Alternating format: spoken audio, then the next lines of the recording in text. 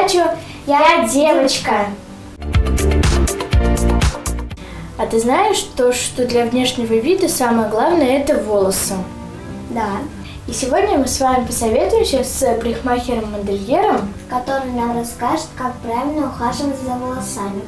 Поехали! Девочки, здравствуйте! Какие вы сегодня красивые! Спасибо. Но я чувствую, вы ко мне пришли не зря. Что-то хотите меня спросить? Да. Слушаю вас. Вот у нас длинные волосы, и они часто запутываются. А что нужно сделать так, чтобы они легко расчесывались? Я так поняла, вы хотите ухаживать за своими волосами, чтобы они были красивые, здоровые, легко расчесывались, да? Да. Я хочу спросить, как вы вообще моете волосы?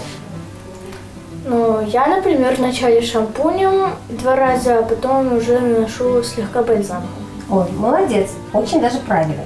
Ну, я еще порекомендую, чтобы бальзам, например, после шампуня обязательно мазать не от корней волос, а вот именно по длине, ваши вот кончики, которые у вас очень плохо расчесываются. И после этого они у вас будут шелковистые, мягкие и блестящие. И это нужно сделать после каждого мытья, а не тогда, когда вы вспомните об этом вдруг.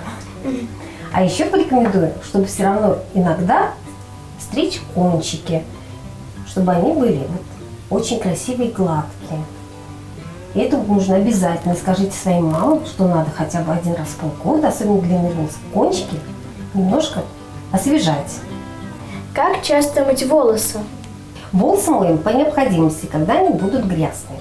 А так, максимум 2 раза в неделю вполне достаточно. Но обязательно опять не забываем про бальзамы. Моя мама не разрешает красить волосы. Она говорит, что нельзя. Но почему? Я могу сказать вам мое мнение. То, что естественная красота, особенно вот ваши. Вот представьте, посмотрите вы свои волосы, какие они у вас шикарные, какие у вас красивые. И вообще сейчас в моде именно натуральные цвета, которые вам дала природа, матушка природа. Лайфхак. Берите крепированную бумагу, замачивайте ее в кипятке и окунайте туда волосы. И волосы ваши покрасятся в цвет той бумаги. Скажите, пожалуйста, а какие можно делать легкие и красивые прически в школу? Ну, я могу сейчас вам показать такую быстренькую причесочку из того, что у вас есть, с этого хвостика. Давайте попробуем. Хорошо.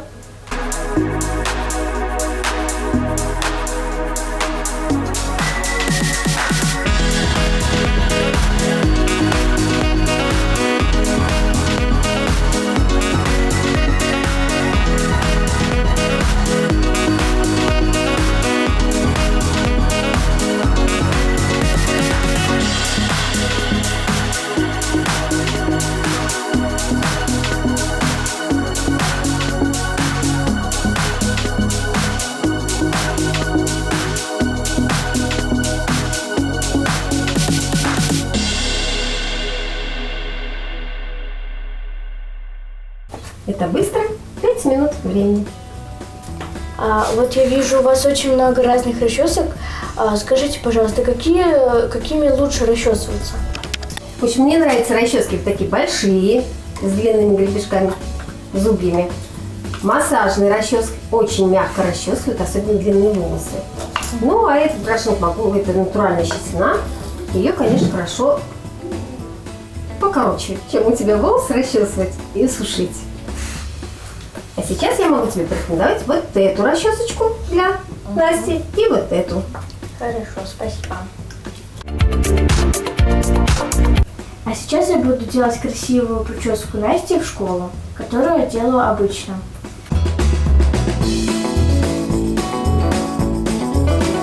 Ань, подожди. Вот ты расчесываешь, между прочим, сейчас неправильно.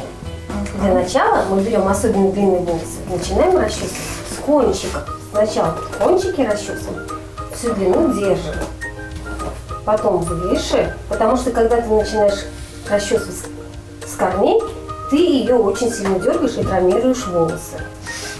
И посмотри, какие они становятся гладкими. Спасибо.